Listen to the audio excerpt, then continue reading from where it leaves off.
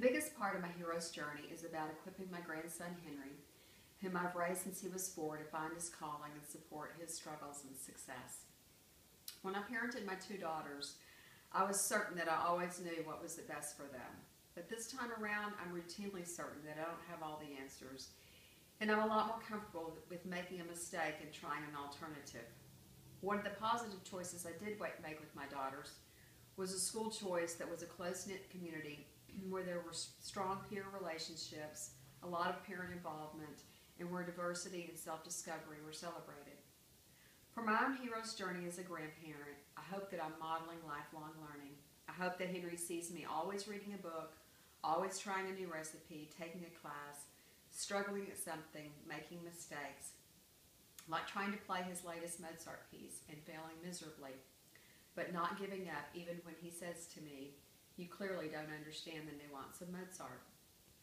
Henry's had the unique opportunity of spending countless hours in the Capitol, watching me try to navigate the legislative process, struggling often but always working collaboratively because no one person kills or passes a bill, even though some would take credit. I think this has been a good learning experience for him. Henry was diagnosed with mild Asperger's when he was in kindergarten, and while he does well in a regular classroom and makes excellent grades, I think his teachers would say that he would benefit from a smaller class size. He's unlike most Aspies in that he's very social, and so I think they would say that he could benefit from a collaborative learning environment. But I think they would be skeptical about his ability to self-direct and to be in a classroom that's not completely structured. His music teacher, I think, would probably disagree with that.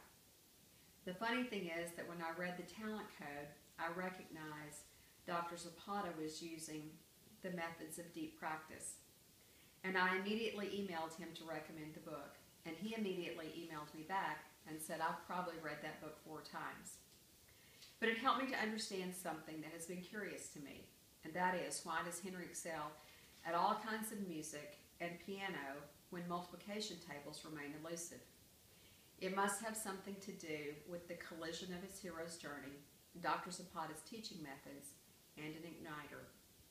But for all these reasons, I think Henry and I would make great sojourners with Acton on a hero's journey."